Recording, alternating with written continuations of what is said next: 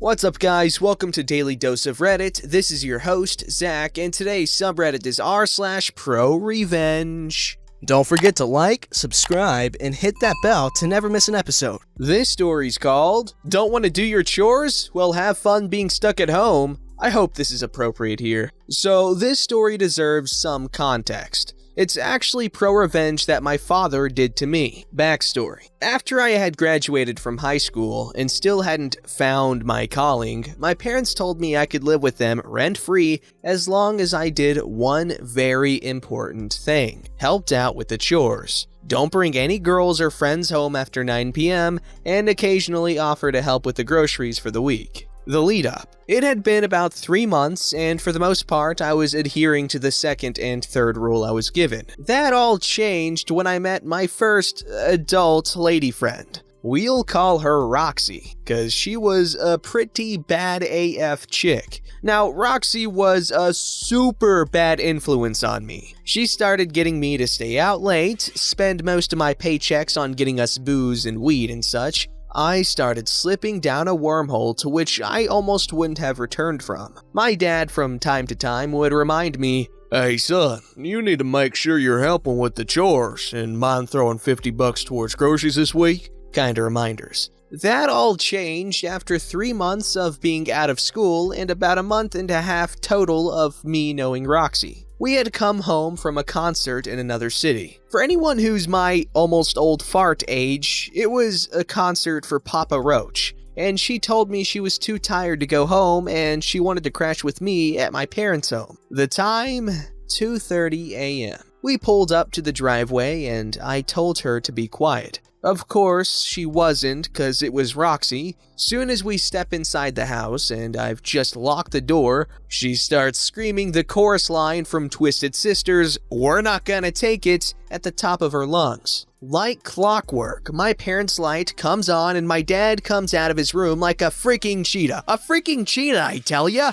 He sees us both and looks back in his room. Turning his head around, he goes, "Take her home, now." I immediately turn around and take Roxy home. She's all pissed and tells me I should stand up to my old man, yada yada yada. Soon as we get her home, I know I can't go home, so I stay at her apartment with her. The next morning, there's a text on my phone. "Come home at your earliest convenience. Love, Dad." I know I'm dead because A, my dad never texts me, and B, if he does text me, he's more of a John Madden play-by-play kind of guy. What I mean is, he's gonna give you a paragraph of words for what could have been a single sentence or two. I kiss Roxy goodbye for what I'm sure is the last time I'll ever see another human being and head home. When I get home, he's sitting at the table with a pen and a piece of paper in front of him. He tells me to sit down and then puts the piece of paper in front of me. The paper is an actual itemized list. He tells me that for the last month and a half, I haven't done any of my chores,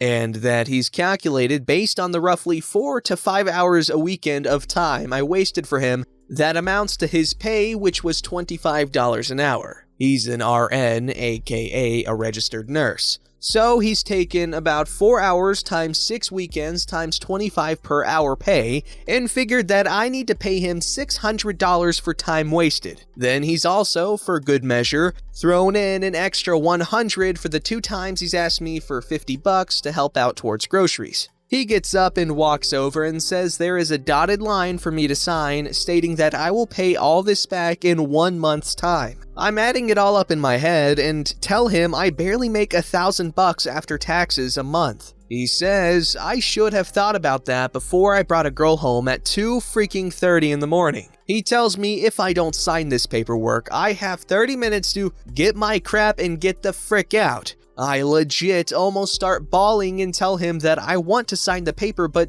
could I at least have a month extension? He puts his hand to his chin, thanking, and looks down at me and agrees. He says, "You have 2 months to pay me $600. Oh, and by the way," he purposely hangs this in the air for a good 20 seconds, "if you don't pay and you continue to break my 3 simple rules, there will be pain in your future." He revises the contract he wrote up on the paper and I sign it. So a month and a half goes by and I've managed to pay him $450. I haven't seen Roxy as much over the 2 months because, for obvious reasons, her cash pit has dried up a bit. She then calls me on day 45 and tells me that she misses me, she wishes we would hang out, why am I working so much overtime? I've told her that I have to pay my dad back or get kicked out. Of course, she ends up ending the call shortly after that, and then it happens. She texts me the next day about a show in another city. I hear all the usual, "Oh, it's a band I really like. I've been waiting to see them forever. Plus, I miss snuggling up to you at the concert." I somehow stupidly agree to go with her. Well, while we were up there, my wallet gets stolen out of my front pocket. To this day, I think Roxy did it, even though I've never been able to prove it. We go home, I drop Roxy off, and a few days go by.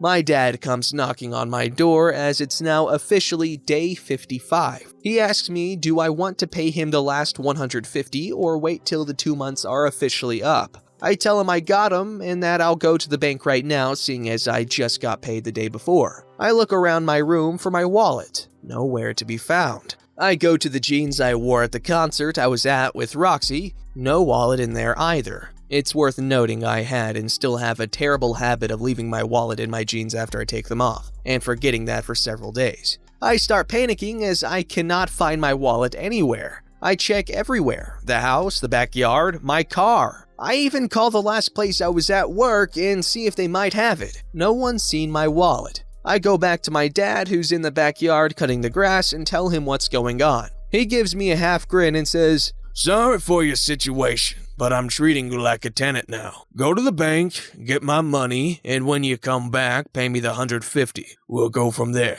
I haul ass to the bank and my heart about falls out of my chest as the teller tells me my account has a balance of $3.42. My heart drops to the ground. Worth noting here, it was a local bank that I've banked at since I was around 13. I was 18 at the time, so they all knew me at the bank and with some quick verification, gave me info on my account. I head back home and tell my dad what happened. He puts his hand on my shoulder and says, "Oh, that sucks. Well, you know I'm gonna still have to get my $150 still, right?" I tell him there's no way to have the money to him in 5 days or less. He says, "Okay, well, how about I drive you to work, seeing as you don't have a driver's license right now?" He drives me to work, to which I'm there for roughly 8 hours. The Revenge. While at work, my dad pulled out his massive collection of Craftsman tools and proceeds to drain all the fluids in my car. He gets a buddy to come over and help completely remove my motor,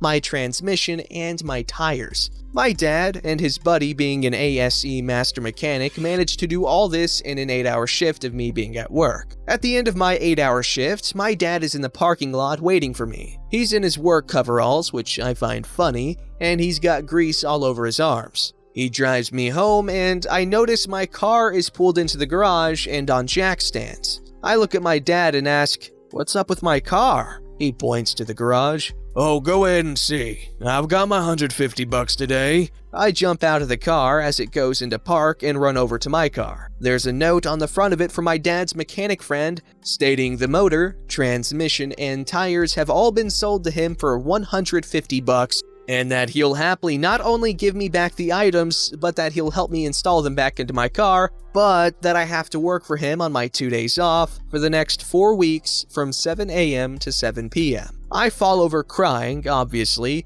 and my dad laughs a bit and tells me my first shift starts tomorrow. It is further worth noting that my dad actually owned this vehicle and it was titled, tagged, and licensed in his name, so technically he could do whatever he wanted with it. He had just chosen to allow me to use the vehicle as mine. I would spend the next 4 weeks working with my dad's mechanic friend on my days off. After 2 days of working, we'd bring a few pieces of my car back to the house and he'd teach me how to put these items back together, and slowly but surely, I learned how to be my very own mini DIY garage mechanic. This may not fit here, and my dad did did ProRevenge on me because shortly after I lost my car, Roxy dumped me, and of all things, my dad took 6 months out of my life to teach me how to be a somewhat responsible adult. Oh, and the icing on the cake, soon as we had my car back together and running, my dad walked up to me and gave me an envelope with $450 in it, and a note that said, "Stop being a knucklehead," and some edits. Thank you so much for coins, the love, and words of awesomeness. My dad could be tough at times, but he's always been fair. Nothing, and I repeat, nothing he ever did was unwarranted. I was, for a time, living rent-free as an adult, and all he asked was for me to clean the bathrooms, vacuum the rooms with carpets, not bring girls or friends home all hours for the night, and help out with groceries every once in a while. As an adult, I honestly deserved way worse than what I got. Hell, the 37-year-old me would have kicked my 18-year-old self in the ass and said, "Get the frick out of my house, you ungrateful turd." Edit to my edit to an edit. Holy rusted metal, Batman. Platinum. You, sir or ma'am, are far too generous. For all those curious, have shown my dad this post, and being a mid-60s-year-old man who doesn't really use social media a lot, he just says things like, "Oh, that's nice," or "Okay, cool." Greatly appreciate the kindness and comments. See, I knew there would be a little twist at the end that he'd give the money back or something like that. Because I know at first it seems like he's being a bit of a jerk and being completely not understanding, but it was just a learning experience. And I agree, it's a lot tougher than most parents would be to their kids, but that's a healthy amount of hardship to give your children, I feel like. Nothing should be completely unconditional. That's just a dad loving his kid enough to save up that $450 and give it back to him, just to teach him that lesson of, hey, it doesn't matter what the hell happens, you still have responsibilities that you are responsible for. And at first, the kid's like, "What the hell?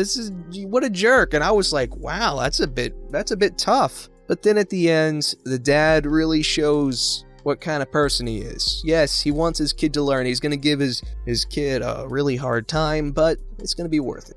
This story's called Mike Finds a Way to Get Rid of Problem Employee. The revenge wasn't mine, but I figured I'd share as I was the witness to the beginning. Certain names and details changed to protect the guilty. Background. Years back, I worked for a large bank in the UK. We all worked on the same floor and in the same department, but within different teams. I was just passing through on a secondment and saw the beginning of this revenge, but was filled in on the aftermath later. One of the teams was run by a woman called Sarah. Sarah was, by many measures, a good manager, but she had a blind spot. That blind spot was a woman called Helen. Now, when I was in my previous role, I interacted with Helen a fair bit, and she had seemed friendly. But when it came to actually working with her, she was a nightmare. She'd tattle, steal ideas and credit, and generally throw you under the bus at any opportunity. I'm not sure why Sarah always protected her, but it soon became a sore point for most people on the floor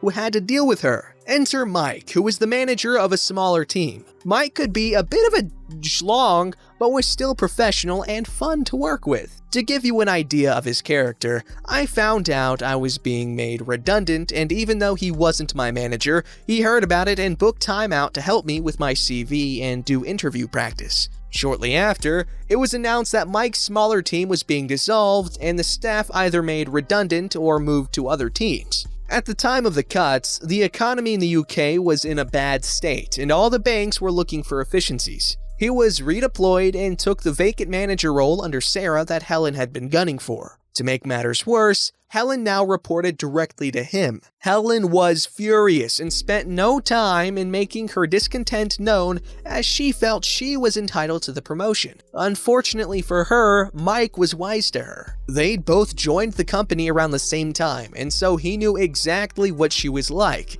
He'd even had her blame him for her mistakes before. Crap, even the project she'd gotten so much praise for had been work one of his staff had done. So he started making the process of documenting her poor work and attitude to manage her out of the business. Sarah, however, would not allow it. Helen was a high performer in her eyes, and she wouldn't sign off on him getting rid of her. When I left the team, Mike was frustrated with her and wasn't sure what to do. The revenge. I met up with Mike a year later and he shared how he'd solved the Helen problem with me because he knew all of the issues I'd had with her. Because Sarah had his hands tied, his only other option to get Helen out of the team was for her to leave of her own accord. He couldn't oust her by making her life difficult or she'd go to Sarah, so he went the other way. The mother lover sat through every performance meeting with her for the rest of the year, gritting his teeth and praising her. That then justified him giving her a really high performance rating. He also used his own contacts to find roles in other teams at his grade that he then talked up to Helen. These roles were specifically selected because they were specialized in one of the things Helen claimed she was an expert at, but had very little real experience in. Basically, roles where he knew she'd have the highest chance of crapping the bed. Eventually, she applied for one, and he spent several weeks coaching her for the interview. In the company at the time, the interviews were scored off of 3 main factors: performance rating and current role, competency based on interview results, and relevant experience. He'd done everything he could to make her shine in all 3. She took the promotion and within 2 months had quit the bank. He knew she wasn't ready for the responsibility, didn't have the skills, and her poor work ethic would be exposed. Worst case, she'd get her crap together and he'd still look like the perfect manager to Sarah. Wow, it's one thing to make someone fail, it's another thing to make someone make themselves fail. Sure, one's a lot easier, but the other one requires patience, it requires discipline, and it's a hell of a lot more satisfying when it all goes down because you know what? You're playing God at that point. Don't forget to like, subscribe, and hit that bell to never miss an episode.